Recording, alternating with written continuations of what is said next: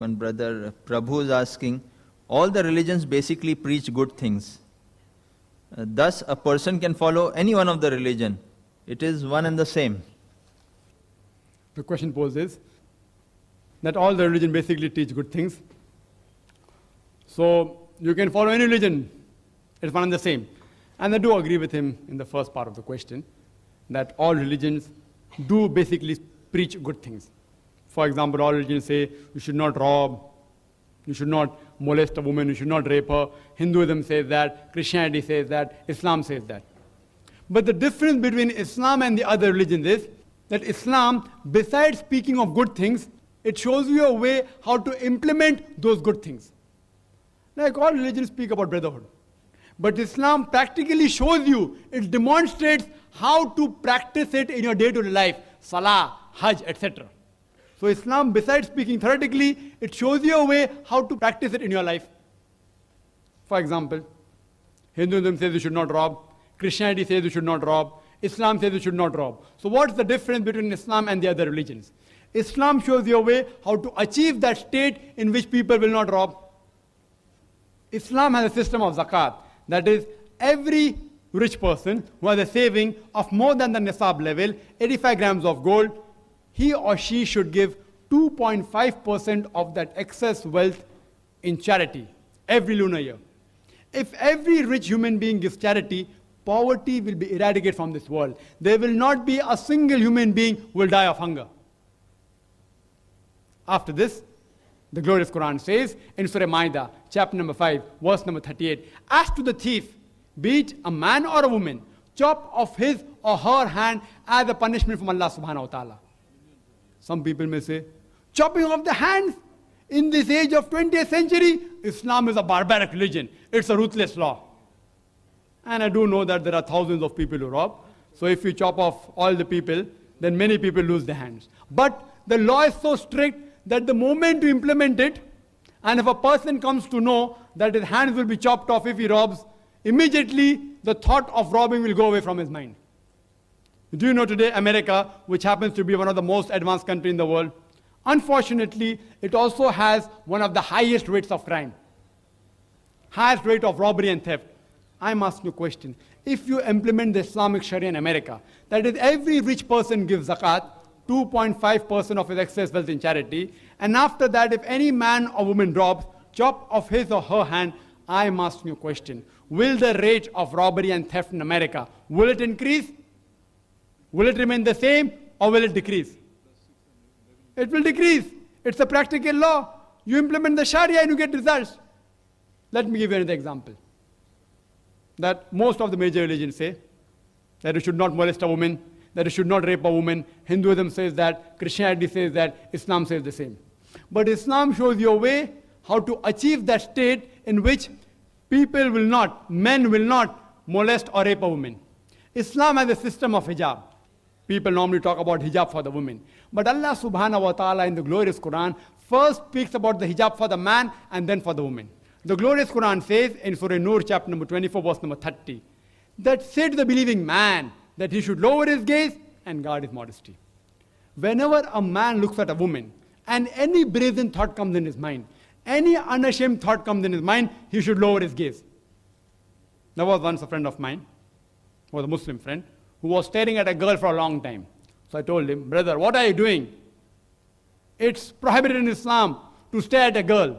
So he told me, our beloved Prophet said that the first glance is allowed, the second is prohibited. I have not yet completed half my glance. What did the Prophet mean by saying the first glance is allowed, the second is prohibited? He didn't mean that you can look at a woman and stare continuously at her for 20 minutes without blinking. What the Prophet meant that if you look at a woman unintentionally, intentionally don't look at her again. Don't feast on her. That's what the Prophet meant.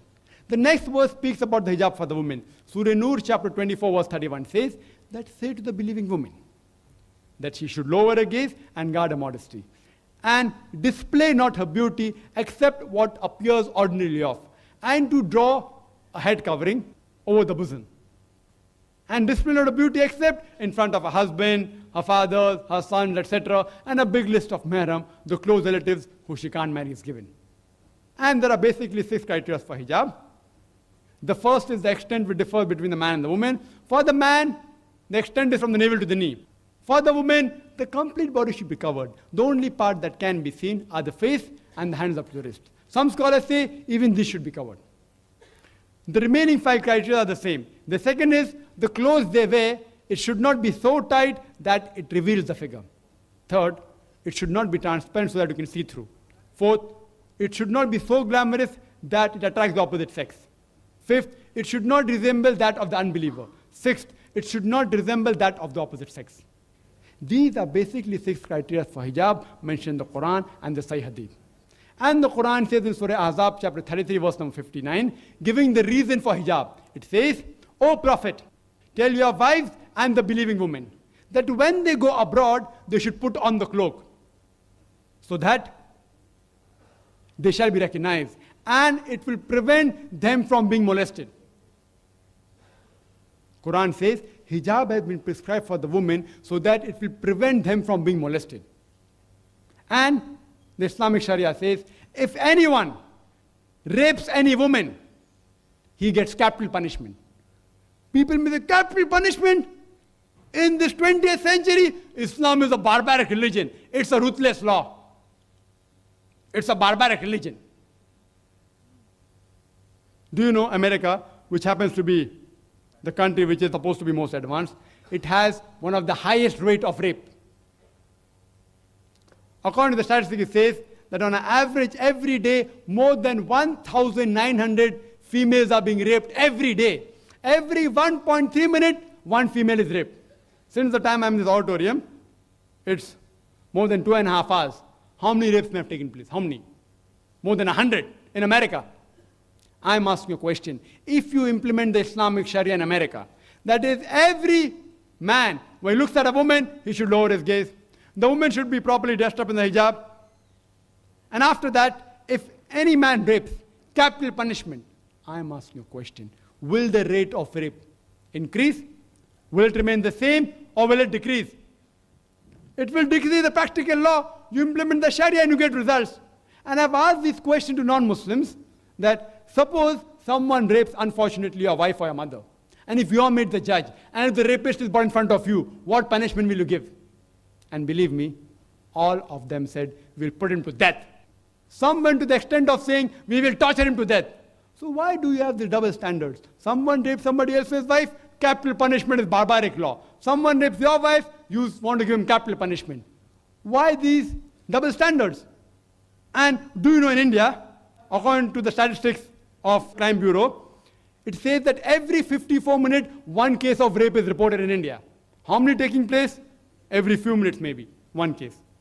And no wonder, if you have read the papers of about 10 days back, on the 20th of October, the Home Minister of India, L.K. Advani, you know what he said? It came in headlines of Times of India.